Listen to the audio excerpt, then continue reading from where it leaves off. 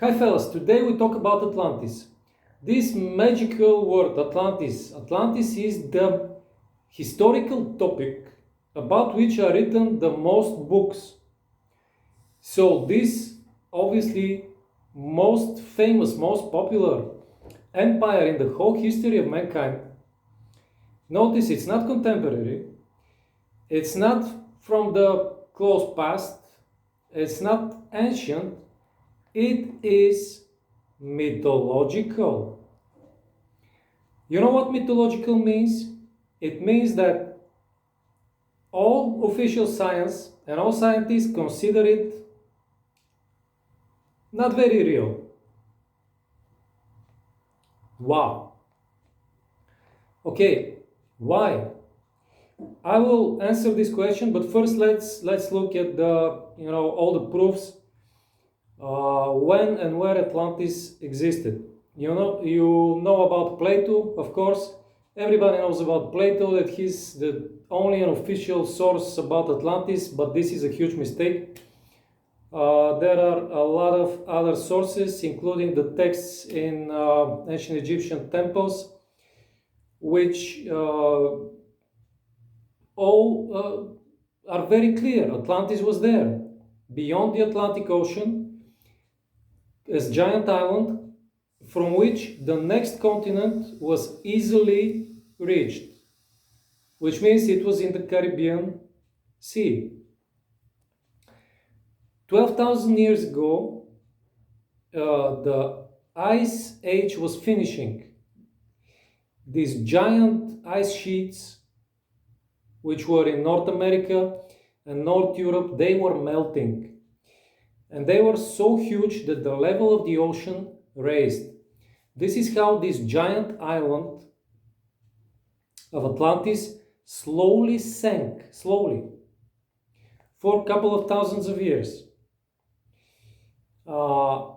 And there are also archaeological evidences that Atlantis was exactly there, between Cuba, Florida, and the small island of Bimini. Bimini, Cuba, Florida. In this triangle, now on the bottom of Caribbean Sea, there are hundreds of pyramids found already. Atlantean pyramids, pyramids from Atlantis. They are there, they were already found. Check the articles of Noah Lehman in internet if you don't trust me. These pyramids are there and they were already found. So why? Atlantis is not in the school books yet. Obviously it existed. It was a absolutely real place. All the buildings, imagine extraordinary huge island. I can show you how the Caribbean islands were looking back at these days. Much bigger. This is the distance between Cuba, Florida, and the Caribbean, these smaller islands. When the level of the ocean was lower, the islands were huge, and there were magnificent buildings, temples and pyramids, etc. The Aztecs are another true source about Atlantis. Their legends say we were slaves in Aztlan, which is Atlantis. So there are a lot of historical sources, written sources, many sources, and archaeological proofs that Atlantis was there. In this triangle, I repeat, between island of Bimini, Florida, and Cuba to the south. So why official science neglects this amazing empire, for which we know that it conquered half of Europe in 9600 BC? Because they are afraid of Atlantis. Why? Because it will change the whole paradigm of human history as they are presenting it. Because science history and archaeology are based, anthropology also, are based on the Bible and on Darwin. Both of which sources are very false and very wrong and full of mistakes. Bible cannot be accepted as true historical source, but they are using it. And Darwin was full of beep, and his evolution theory has so many flaws, but the whole contemporary science is based on these two major elements. That's why historians study Mesopotamia, Egypt, Greece, and Rome. And they are afraid of Atlantis. Obviously, Atlantis was something very, very different from this dark Mesopotamian and Egyptian brother killing brother, Set killing Osiris, demons from the Near East, which evolved into this Jehovah angry spirit, which killed the Pharaoh's baby, and he brought like a dark cloud the Jews out of Egypt and he demanded worship, and he crucified his own son.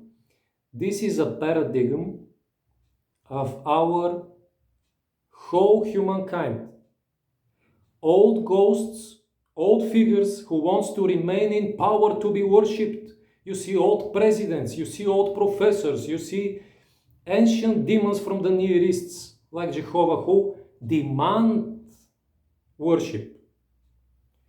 And they are crucifying their own children with too much work, with too much nonsense, with wars, killing, and misery. And this is our humankind.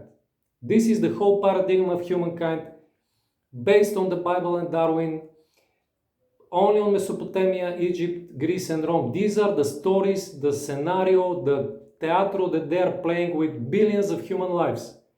But Atlantis was something very different. Atlantis was very humane empire.